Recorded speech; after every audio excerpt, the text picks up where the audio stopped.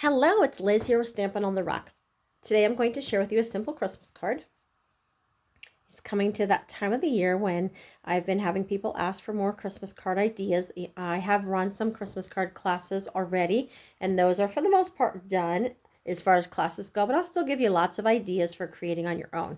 So let me share with you this one. So let's get started. I will be using Artistic Mix Decorative Masks.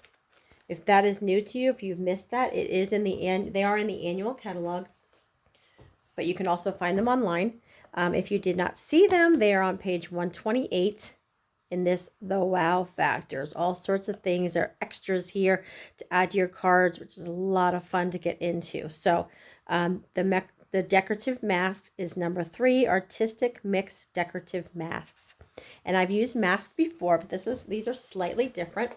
So we'll get started and show you how to do that in a minute. Let me show you the mask pieces that come. Okay, so these are all the pieces that are in there. And here are some other ones that I'm not going to use today, but those are in there too. And they overlap each other. So they're pretty cool. Let me set that aside for the moment. I will also be using blending brushes, which I've used these before. Love these. The ink colors that I'll be using today are Real Red and Shaded Spruce. And then I'll be using the stamp set Christmas to Remember. Okay, and I think that's it, other than like adhesive and a bone folder, the typical things. Okay, so my pieces of cardstock that I have Real Red. This is my base, which is 8.5 by 11 sheet of cardstock cut in half. So that's the base. Then I have a piece of Shaded Spruce cardstock, and this is 4 by 5 1/4. And then I have a piece of white, regular basic white cardstock that is 5 by 6.5. And that will get cut down, but I'll show you in a minute why I have it a little bit bigger than I actually will need it. So 5 by 6.5, okay? So let's get started with this. I'm going to grab a piece of scratch paper for wiping off my blending brushes here, okay? All right, so what I'm going to do with these masks, I have 3 masks here. This one gives an area for you to stamp your sentiments in.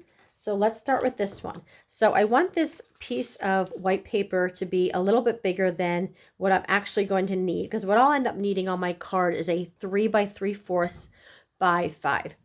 So I'm going to keep this one a little bit bigger. So what I'm going to do is keep everything to the top left corner. So I'm taking this mask here and I'm going to put that right up here in the top left. Don't worry about the right side and the bottom. I'm just going to line everything up so that there's a line up. If you want to, it'll make it easier. You could use some masking tape or a piece of painter's tape to hold that in place. I'm just not going to do that at the moment, but that would definitely probably be helpful to you if you did that. So I'm going to lay this piece in here. Let me open up these ink pads so I have them. Excuse me, just 1 minute. My nose is running. Okay, you open up those ink pads. We're going to open up the red and the green. And what I'm going to do with this one is I'm laying this piece, the center piece in here. And then I'm just going to hold that here and pull this up. Okay. Making sure that you can see what I'm doing there. Yes, you can. Okay. Let me slide this up just slightly so you can see a little bit better. All right. So I'm going to leave that there, and that's the spot I want it. And then I'm going to take my red. This is going to be, I'm taking this large one here. And again, I'm going to line up with the top and the right side. And very carefully lay that on top. And again, if you want, grab a piece of masking tape to hold that down. Don't worry about getting your ink to the very edges because we're going to cut it down to size. Remember that, okay? So I'm just going to take my blending brush and get a little bit of red. A little red goes a long way. We're going to hold that down. And I want to brush off a little bit on this scratch paper first. And then just very lightly. I'm doing kind of swirl motions just because I think it looks neat. It's a neat texture to have a swirl look on this. You could just brush if you want and not do the swirls. I think this swirl looks neat. Okay, so I'm just very lightly, and then I'm going to move this over here, and if it slides a little bit, not a big deal. And like I said, if you want to go ahead and use some washi tape to hold that down, go ahead and do that. I'm just going to slide this back into place. There we go. Okay, we're good. We're good. We're good. All right. I'm going to keep swirling. And it doesn't have to be the same amount of ink all over. Oh, goodness, guys. All right. All right, you're going to want to probably do some washi tape. I've done this 3 times without the washi tape, but now that we're on camera, you know how that works. So let me take that off. I think this is fine. You'll get the idea. All right, I'm going to take that one off. Okay, so this is what you have at this point. I want to make sure that this is back in place where I need it to be. And then I'm going to take this one here, this other plaid, and again, line that up with the top left corner. And I'm going to lay that down. And now I'm going to do the same thing with the shaded spruce green. Okay, we're going to get rid of some excess color.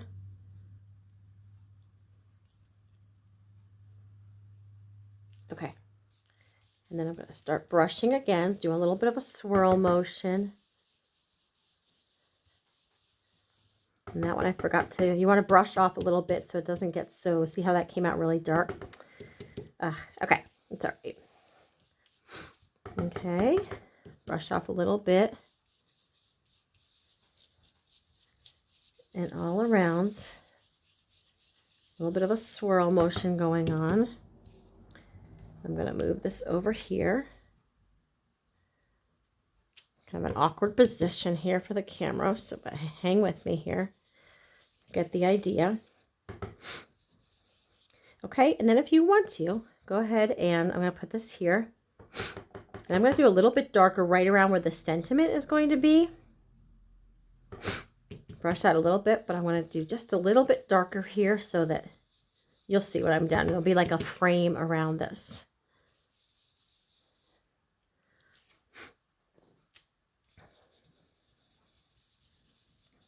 Okay.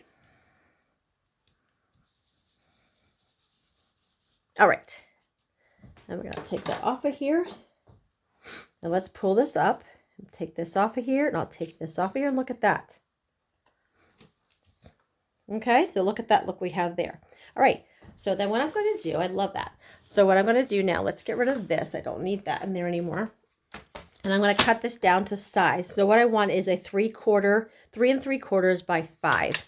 And if you look at this one, I actually want the words to be a little bit over to the right. So I'm just going to trim off just a little bit. See this extra stuff here? I'm going to trim that off of there.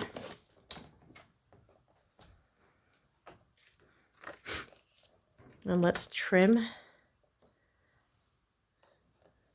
this here. I want this to be a little bit bigger on this side. Let's see. This part here is just a little bit of playing around, depending on where you got your ink.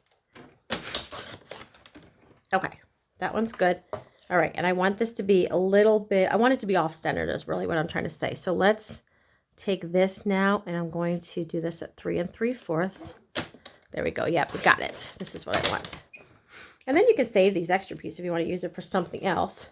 But I wanted that to be a little bit to the right so I can put my embellishments on this side. All right, so I'm just going to trim that down, and I want this piece to be 5 inches.